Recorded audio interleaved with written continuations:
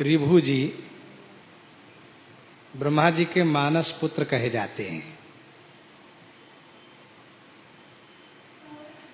इनके बारे में कथा यह भी है कि श्री ऋभु जी जब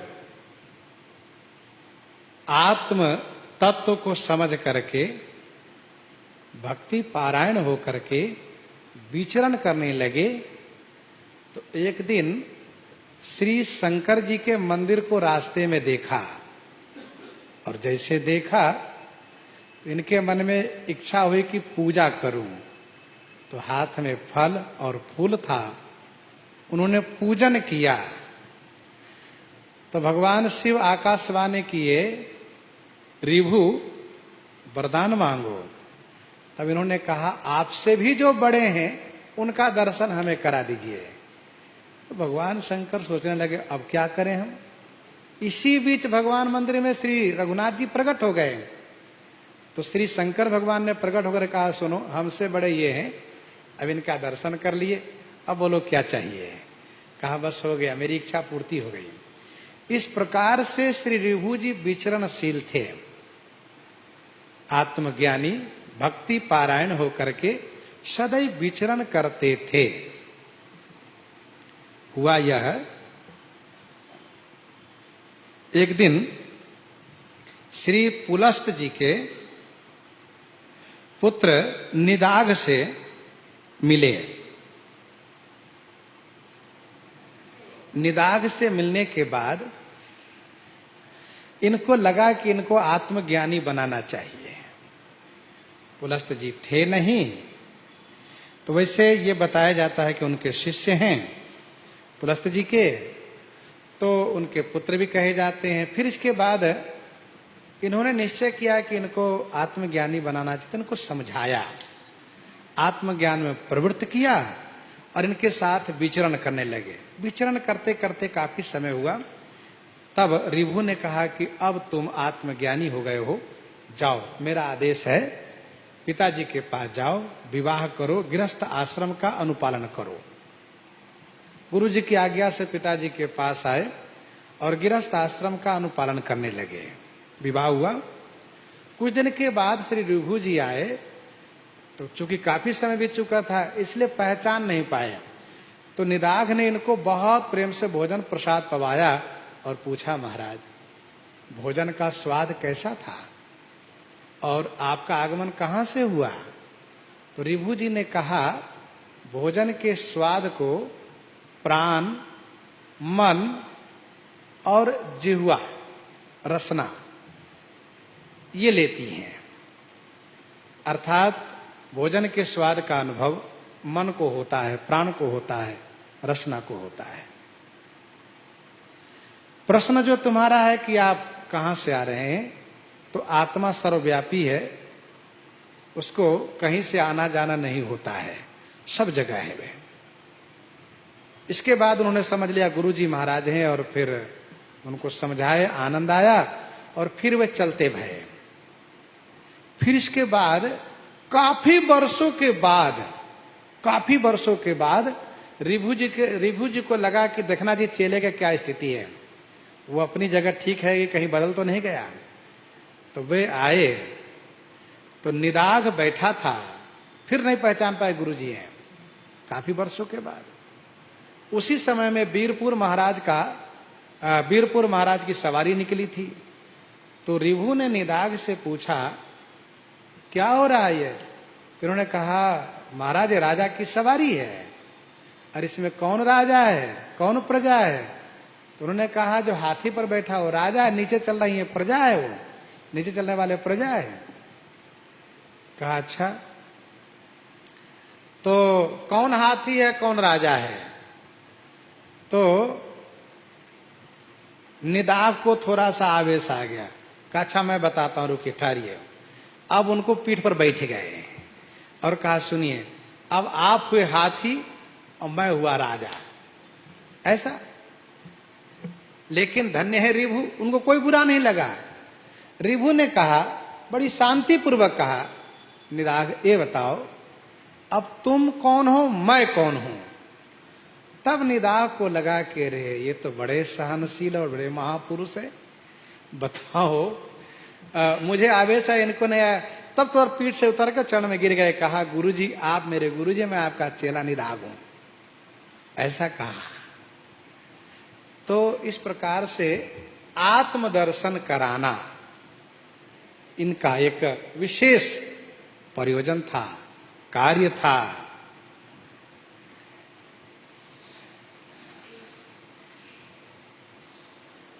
और कवित्व के माध्यम से स्वामी श्री प्रियादास जी प्रस्तुत करते हैं, अहोरंति देव निरप संत दुष्कंत वंश, अति ही प्रशंस सो आकाश वृत्ति लई है। अहो रंति देव निरप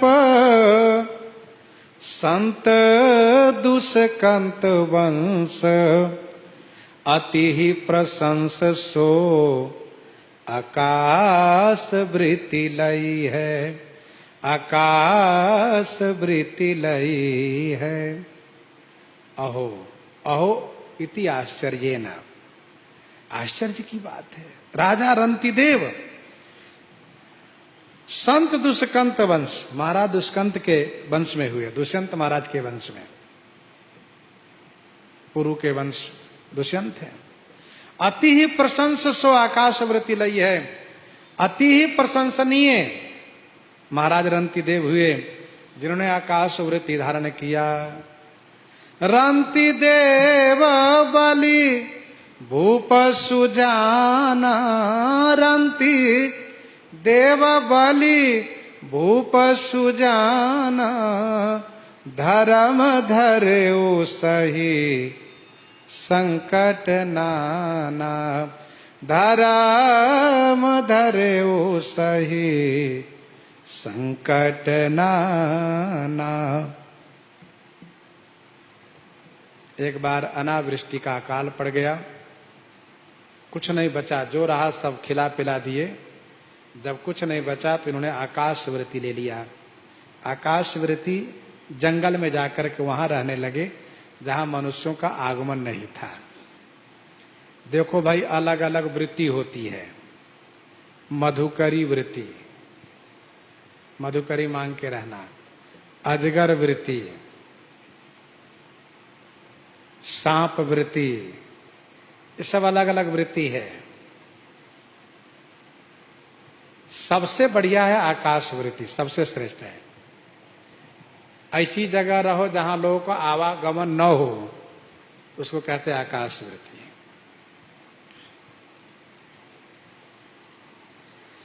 भूप भूखे को न देखी सकई, आवे यूं उठाई देत, नेति नहीं करई भूखे, देह छीन भई है। भूखे को न देखी सकई, भूखे को देख नहीं सकते, आवे सो उठाई देत, जो कुछ प्राप्त होता था उसे उठाकर दे दिया करते थे। नेति नहीं करई भूखे देह छीन भई है। नेति नहीं करे, नेति माने नैति, इतना ही नहीं, नहीं है, नहीं करे, भूखे देह छीन है। फिर रंतिदेव ऐसे भूखे हो गए कि इनके शरीर दुर्बल हो गए।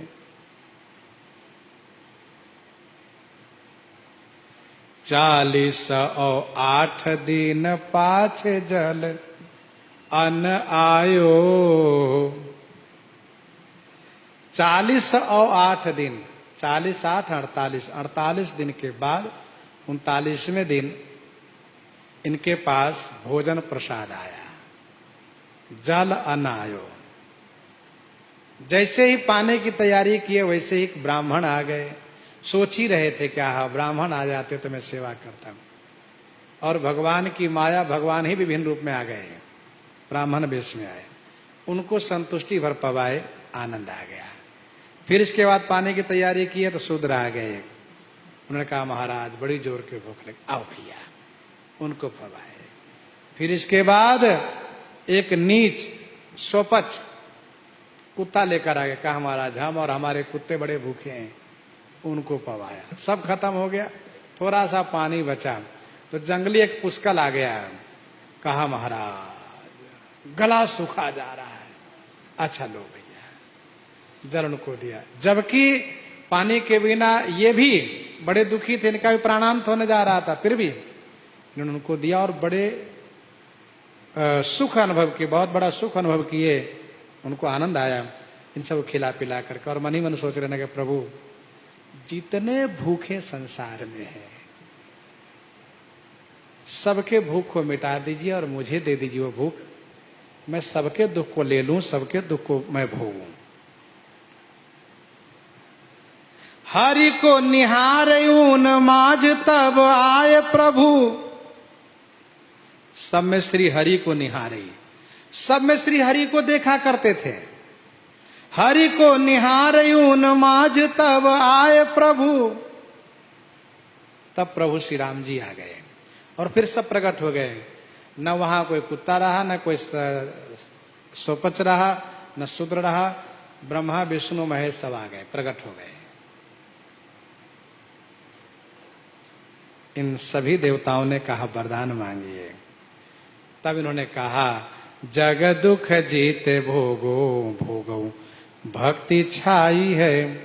कहा कि आप यही वरदान दीजिए, जगत में प्राणी मात्र के दुख को मैं केवल अकेले भोगूं और सब सुखी रहे।